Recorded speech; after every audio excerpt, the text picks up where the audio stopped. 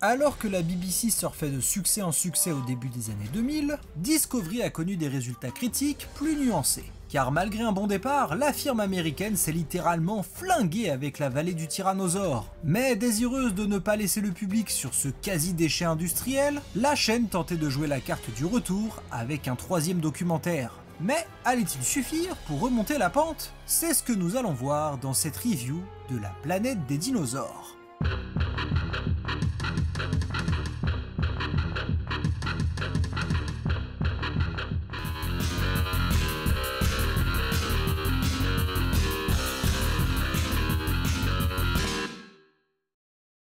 Bonjour tout le monde et bienvenue encore et toujours sur Dodo Review.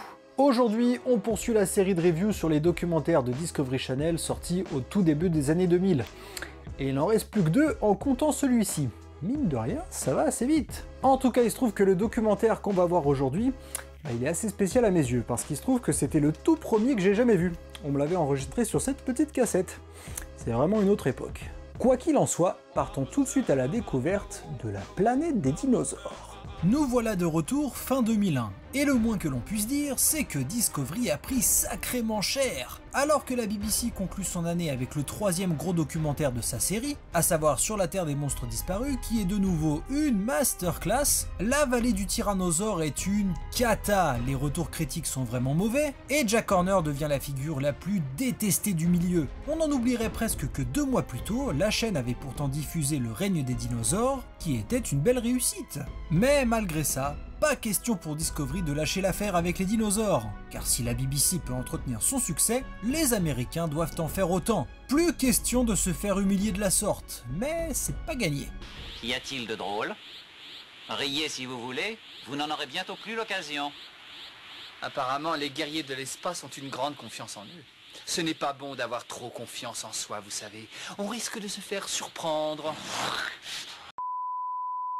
On rappelle donc en urgence les réalisateurs et producteurs du règne des dinosaures, à savoir Pierre Delespinois et Fran Locascio, pour tenter de se sauver la face et de relancer la machine. Et l'équipe a fort à faire, puisque dans le laps de temps où le nouveau documentaire est produit, la BBC sort ses épisodes spéciaux avec Nigel, qui sont, à mes yeux du moins, la crème de ce qui a été fait chez les Anglais.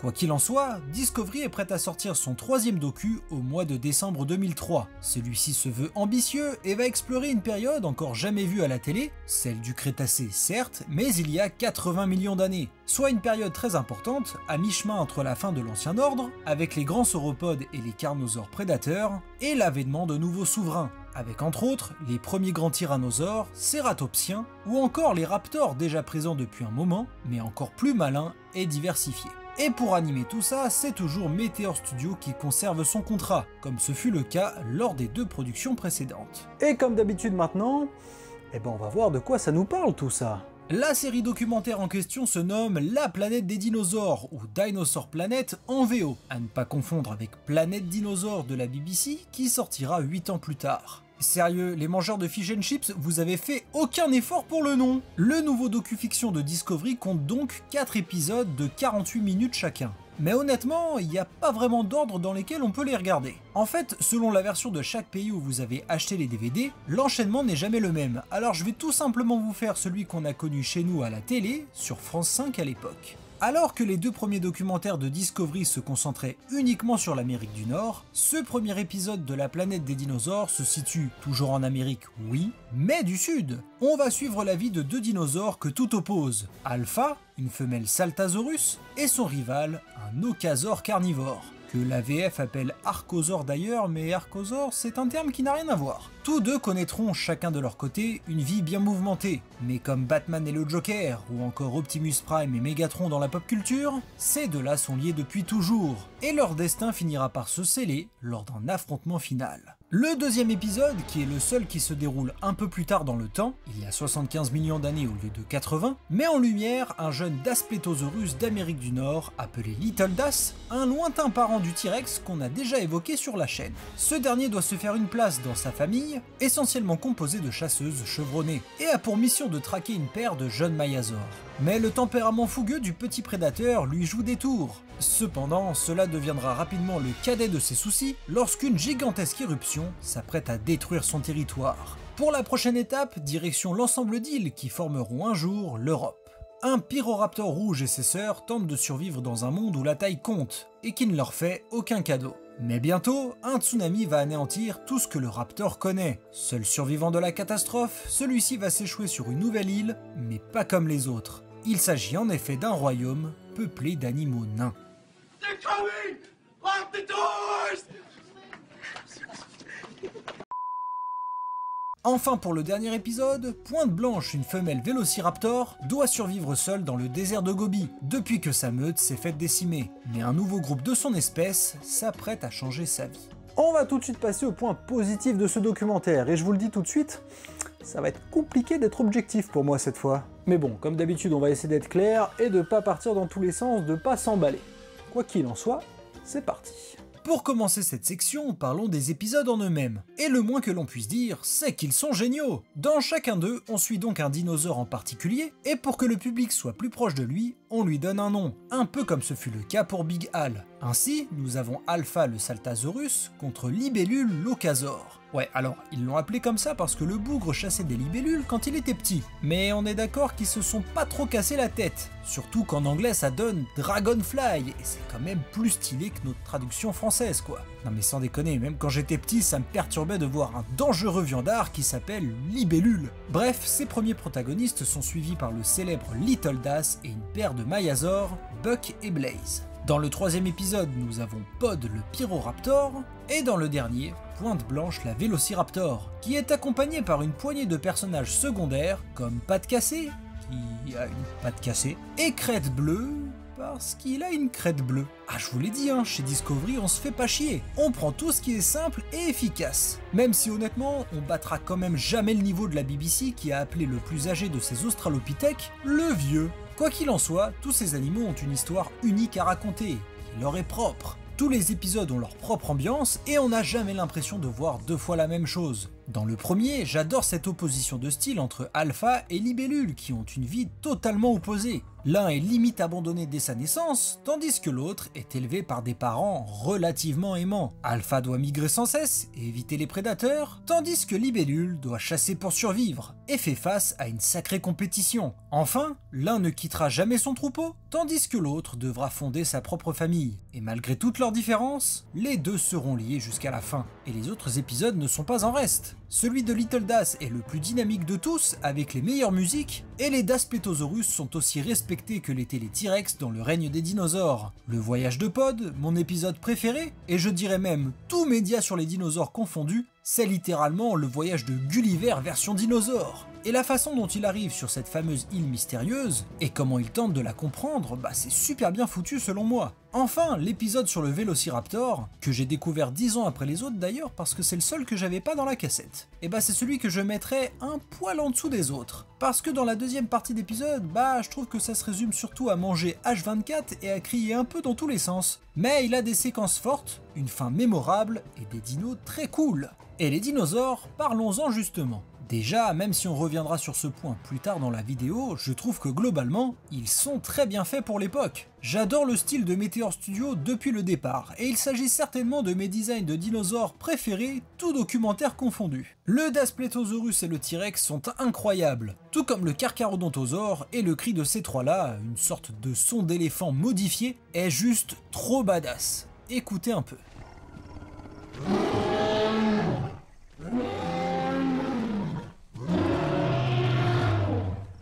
Quand j'étais petit, je pensais que le T-Rex était bel et bien le dinosaure le plus dangereux qui soit. Mais après avoir découvert le Carcharodontosaure dans ce docu, bah j'ai vite changé d'avis. Sinon, je trouve que le Raptodon est très stylé lui aussi, mais ce que j'adore, c'est que certains dinosaures, qu'on représente souvent comme minces et faibles, ont enfin une justice dans ce documentaire. Je pense au Protoceratops qu'on a souvent montré comme étant un punching ball pour Raptor, alors que dans les faits, bah il est bien plus gros qu'eux, et bien qu'il n'ait pas de cornes, son bec redoutable aurait pu sectionner le bras de n'importe lequel de ses agresseurs.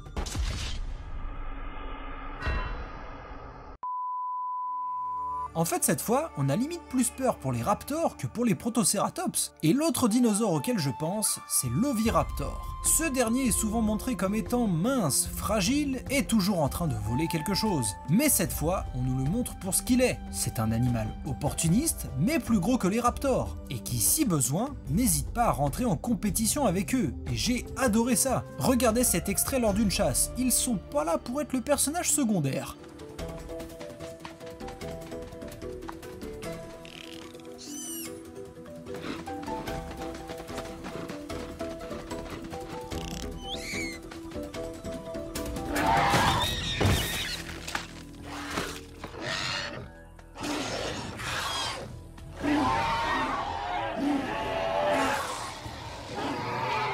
L'autre grande force des dinosaures dans ce docu, c'est leur variété. Ok, on a un épisode sur le Vélociraptor et on voit du T-Rex pendant 1 minute. Bon, lui, il fallait bien qu'il prenne son billet, il a une image à entretenir. Mais sinon, on nous présente que des dinosaures totalement inconnus pour l'époque, en particulier pour un public plus large. Qui, à l'époque, avait entendu parler de l'Ichthyosaure, du Chouvouya, de l'Ocasaure, du Magyarosaure, du Pyroraptor, ou encore du Tarascosaurus? Et pareil pour les créatures qui ne sont pas des dinosaures, le Deltaderidium et l'Allodaposuchus. Ça vous parle peut-être? C'était une idée géniale de donner la lumière à des animaux de l'ombre, et on n'a plus vu ça jusqu'à Planète Dinosaure qui sortira en 2011. Tiens, je vois qu'on n'arrête pas de copier les idées. Mais en fait, ce que je trouve dingue, c'est que la planète des dinosaures était vachement en avance sur son temps. Alors que la plupart du temps, les dinosaures étaient représentés de manière très simple et terne, là, on en voit beaucoup qui sont bourrés de couleurs, pour rappeler leur lien avec les oiseaux, qui sont justement connus pour leur belle coloration. Et il y a même des détails qui vont plus loin. Par exemple, c'est tout bête, mais si vous regardez les animaux en général, il y a beaucoup d'espèces où les mâles et les femelles sont différents. Par exemple, le lion a une crinière, alors que la femelle est plus mince et plus simple. A l'inverse, la femelle menthe religieuse, elle est bien plus balèze que le mâle.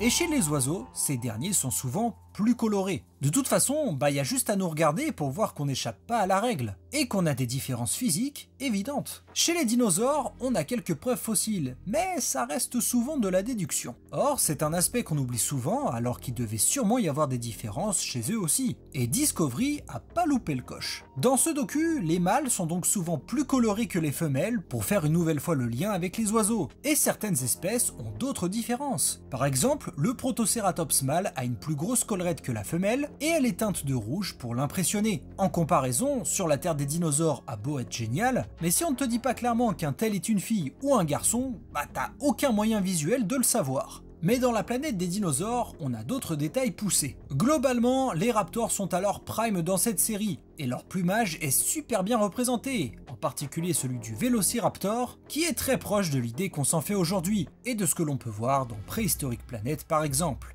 D'ailleurs, même si les histoires sont fictives, j'adore le fait qu'ils aient ajouté des éléments qui se soient vraiment passés. Par exemple, l'un des crânes d'Ocasaure dont on dispose, si ce n'est le seul, semble avoir été fracturé, ce qui a peut-être conduit à la mort de l'animal. Et dans le docu, le fameux libellule a une tête très marquée, ce qui n'est pas le cas pour le reste de sa famille, et il finira par perdre la vie en se faisant littéralement exploser le crâne. Le clin d'œil, il est vachement sympa. Enfin, sauf pour lui. Mais il y a mieux encore. Le final du périple de Pointe-Blanche n'est autre qu'un duel entre une meute de Vélociraptor et un Protocératops qui se finira sans aucun vainqueur. En fait, cette mort collective va donner lieu à l'une des plus belles découvertes de tous les temps concernant les dinosaures. En fait, j'aime beaucoup le fait qu'ils aient associé chaque épisode à une catastrophe en particulier, qui, dans la plupart des cas, a eu lieu. Dans l'épisode 1, c'est une crue immense qui va ensevelir des centaines de nids, ce qui donnera naissance au site que l'on connaît aujourd'hui sous le nom de Aoka-Mawevo. Dans l'épisode 2, on assiste à l'éruption de l'Elkhorn, l'une des plus violentes de l'histoire, et donc dans le 4, c'est la fameuse chute de sable qui ensevelit le prédateur et sa proie. Il n'y a que dans le 3 où le tsunami qui ravage l'île de Pod est sûrement fictif, mais sur ce genre d'île, il est tout à fait possible que cela se soit produit, surtout en tant d'années.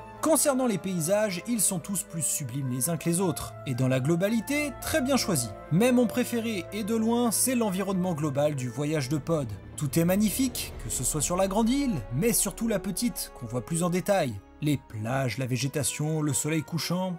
c'est une masterclass. En fait, dans la globalité, l'immersion dans le monde préhistorique est totale, et le montage sonore est d'une qualité folle. Et en parlant de sonore, les musiques sont encore une fois très bien réalisées, et c'est au compositeur américain Dean Grinsfelder qu'on les doit. Certes, elles ne sont pas aussi connues que les compos de Ben Bartlett pour Sur la Terre des dinosaures et ses spin-offs, mais voici certains morceaux qui méritent d'être écoutés.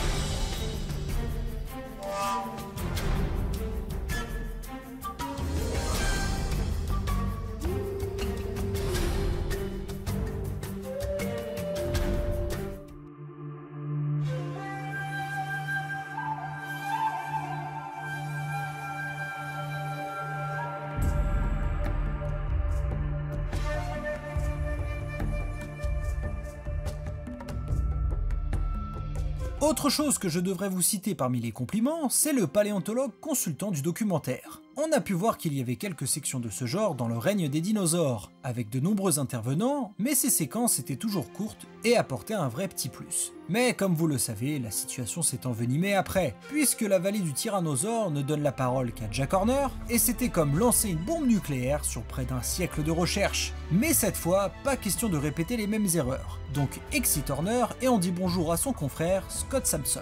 Ce dernier a le droit à 3 interventions par épisode, toutes assez courtes, mais super intéressantes. Par exemple, c'est vrai que le docu ne donne pas autant d'infos que pourrait le faire un Sur la Terre des dinosaures par exemple. On apprend très peu de choses sur les oviraptors. Mais durant une séquence scientifique qui lui est dédiée, Sampson nous dit tout ce qu'il y a à savoir sur lui en 1 minute, ses caractéristiques, son alimentation, les mythes qui l'entourent, tout y passe. C'est la même chose par exemple pour les dinosaures nains, lorsqu'ils nous expliquent pourquoi ils ont évolué dans cette direction. L'alchimie fonctionne donc parfaitement entre le narrateur, qui est concentré sur l'histoire, et le paléontologue, qui est là pour nous donner des infos complémentaires. Et le moins que l'on puisse dire, c'est qu'il est complètement différent de Horner, qui ne jure que par sa vision, tandis que Scott Sampson est bien plus nuancé, laissant le débat ouvert, que ce soit pour le mode de vie des tyrannosaures, ou celui des dinosaures à cornes. D'ailleurs, La planète des dinosaures est le premier documentaire de l'histoire qui explique que les cornes et les collerettes des cératopsiens n'étaient peut-être pas si efficaces pour la bagarre, et que ces ornements avaient sûrement bien plus de fonctions. En tout cas, on a affaire à un gars tout simplement cool,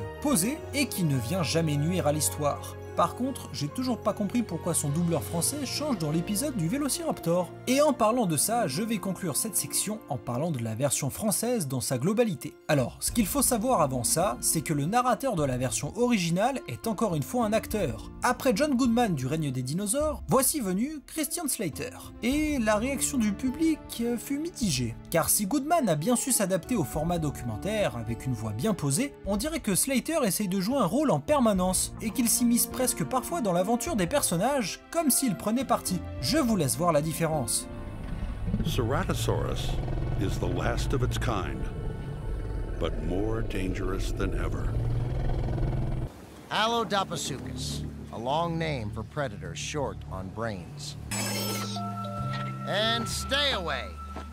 Alors perso, je dis pas qu'il est mauvais. Franchement, j'aime bien le peps qu'il met à certaines scènes, et il sait se retenir par moments. Mais c'est vrai qu'au premier visionnage, ça peut faire très bizarre. Mais nous, on n'a pas connu ça, puisque c'est Alain Gazal, qu'on entend toujours en voix off à la télé parfois, qui a prêté sa voix au documentaire. Et le rendu est bien différent de son homologue américain. La voix est plus calme, il sait se montrer plus réservé, même dans les moments légers, et il apporte même un côté plus poétique par moments.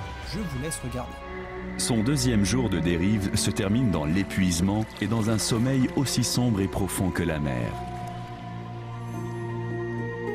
En tout cas, personnellement, j'aime beaucoup, et sachez qu'il est dans mon top narrateur de l'histoire. Pour conclure avec la version française, il faut savoir que les épisodes sont légèrement plus courts chez nous, et durent plus ou moins 45 minutes au lieu de 48. En fait, France Télé a coupé certains passages un peu à rallonge. Par exemple, lors d'un duel entre 2 protocératops, les combattants vont en quelque sorte se jauger et se hurler dessus pendant 20 secondes entre les 2 premiers coups, alors que chez nous, on enchaîne les patates direct. De même, certaines coupures où Scott Sampson apparaît sont changés. Par exemple, dans la version originale, la première chasse de Little Das est interrompue en plein milieu par une intervention. Et c'est vrai que sur le moment, ça fait vraiment bizarre. On est frustré parce qu'on veut voir la suite. Mais sur France 5, on s'est montré plus malin. On laisse finir la séquence de chasse jusqu'au bout, et avant de passer au jour suivant, place le paléontologue. Et c'est très bien joué. Mais bon, vous le savez, rien n'est parfait dans la vie, et ça vaut pour ce documentaire aussi.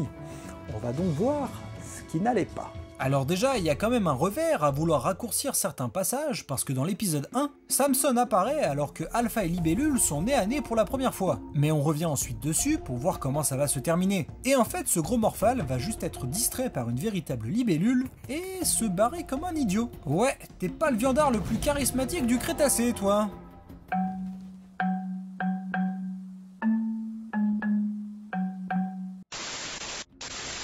Sur France 5, est-ce qu'on a jugé ce passage un peu trop loufoque ou pas? Je ne sais pas. Mais en fait, on l'a tout simplement coupé. Si bien que lorsqu'on termine la séquence paléontologique, on retrouve directement Alpha adulte pour la première fois. Et du coup, bah c'est super étrange. On se dit direct qu'on a raté quelque chose. Bon, sinon, si on parle du docu dans sa globalité, il y a quand même quelques soucis. Et ça me fait mal de le dire. Déjà, même si j'ai largement complimenté les dinosaures et leur design, il y a quand même quelques petits hicks. Déjà, si les images de synthèse sont globalement bonnes, certains plans ne sont pas égaux à d'autres. Par exemple là, regardez le raptor. Il est quand même bien foutu, mais là c'est déjà moins bien. On dirait que certaines textures ne sont pas complétées, et c'est comme ça à d'autres moments. De même, la seule séquence en animatronique, elle est pas hyper convaincante. C'est là franchement qu'on voit que le budget alloué était peut-être un peu juste.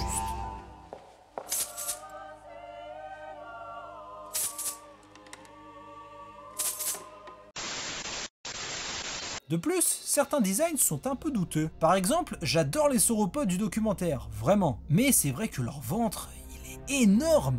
Pourquoi les avoir fait aussi gros? On dirait littéralement des bibins d'hommes sur pattes. Alors ok, leur nourriture était pas facile à digérer, mais bon, quand même, vous avez abusé. Ah, en fait non, je crois que j'ai trouvé. Vous les avez tout simplement américanisés. Et d'ailleurs, pourquoi celui-là est en train de brouter comme une vache?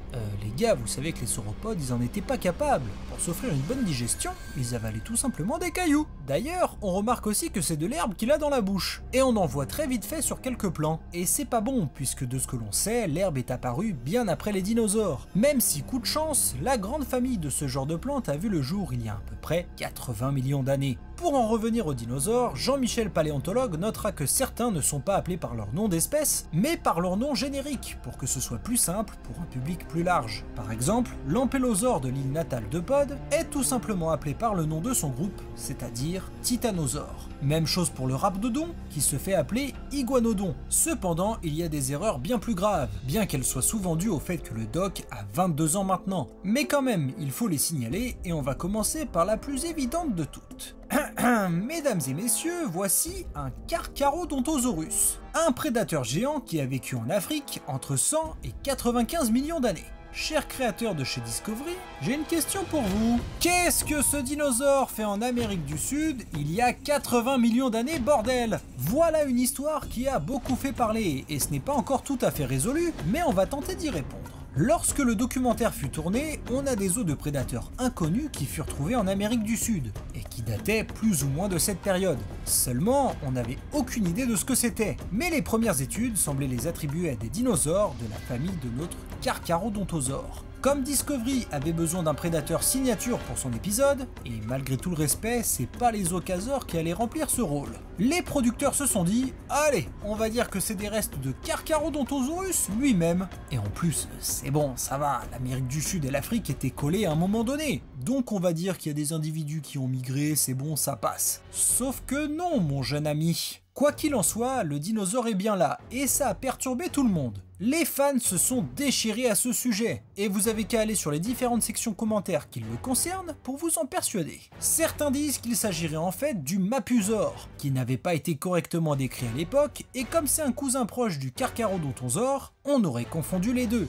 Seulement voilà, lui aussi a vécu 15 millions d'années plus tôt, alors ça ne marche pas. Finalement, on sait aujourd'hui que les os appartenaient en fait à une toute nouvelle famille de dinosaures qu'on commence à peine à vraiment comprendre, les Mégaraptors. Malgré tout, le Carcharodontosaurus se sera offert une première apparition publique remarquée, et j'ai jamais vu un dino aussi terrifiant de ma vie. Sinon, en vrac, on nous dit dans le docu que le Tyrannosaurus Rex descend directement du Dasplétosaure, alors qu'on pense aujourd'hui que ses ancêtres, et ceux du Tarbosaure, ont en fait migré depuis l'Asie, et ont surclassé les tyrannosauridés plus primitifs, comme l'Albertosaurus et le Dasplétosaure justement. J'en parle plus en détail dans son focus dédié. On peut aussi noter une scène bien flippante avec le reptile marin Plésiosaure, mais si celui-ci avait réellement redressé son cou comme ça, il se serait brisé instantanément. D'ailleurs dans cet épisode, on peut noter qu'il y a beaucoup de spéculations. Par exemple, si le petit Rhabdodon et le Magarosaure sont des dinosaures nains reconnus, on ne connaît aucun fossile de Pyroraptor et de Tarascosaurus de la sorte, ce dernier n'est en fait connu que par quelques fragments. En fait, l'épisode servait surtout à montrer le parallèle entre les deux îles, et à expliquer le principe de nanisme au grand public, à défaut d'une vérité scientifique 100% correcte. Mais on sait bien plus de choses aujourd'hui, notamment qu'elles étaient survolées par des ptérosaures géants. Enfin, la principale critique attribuée au documentaire, c'est qu'il personnifie un peu trop ces animaux, qu'il manque de sérieux par moments et que certaines réactions semblent un peu trop humaines.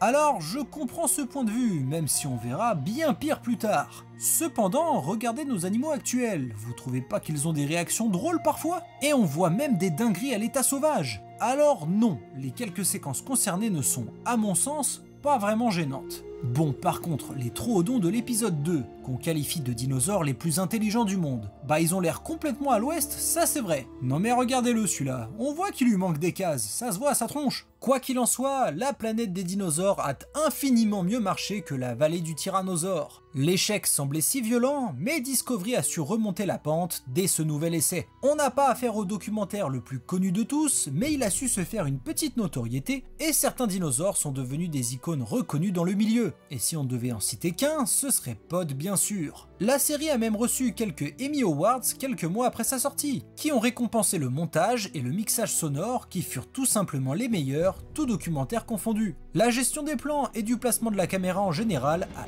également été saluée. Pour ma part, c'est le documentaire qui m'a le plus marqué dans ma jeunesse. C'est exactement comme ça que j'imaginais les dinosaures, et il m'a fait aimer de nombreuses espèces. Tarascosaurus, Ocasaur, Protoceratops, Oviraptor, Ampélosaure, ou encore le Dasplétosaurus. Et vous le savez si vous regardez le contenu de la chaîne, je suis très fan de leur T-Rex. Concernant les notes, je donne à la planète des dinosaures un 9,5 sur 10 en tant que série. J'aurais pu lui donner un 10 facile, mais je lui retire un demi-point car je considère l'épisode du Vélociraptor un poil en dessous des autres. Même s'il est bon, je tiens à le préciser. Pour conclure, ce sera un 7,5 sur 10 pour l'aspect scientifique. Pour l'époque, c'est vraiment bon et la représentation globale des dinosaures est excellente. Mais aujourd'hui, on se rend bien compte qu'il y a quand même quelques boulettes. Enfin pour terminer, et comme je l'avais fait pour la vallée du tyrannosaure, on va lire un petit peu vos avis, ce que vous avez pensé de ce documentaire. Et on commence tout de suite avec Clément Bouteloup qui nous dit « Je sais pas, je l'ai pas vu ».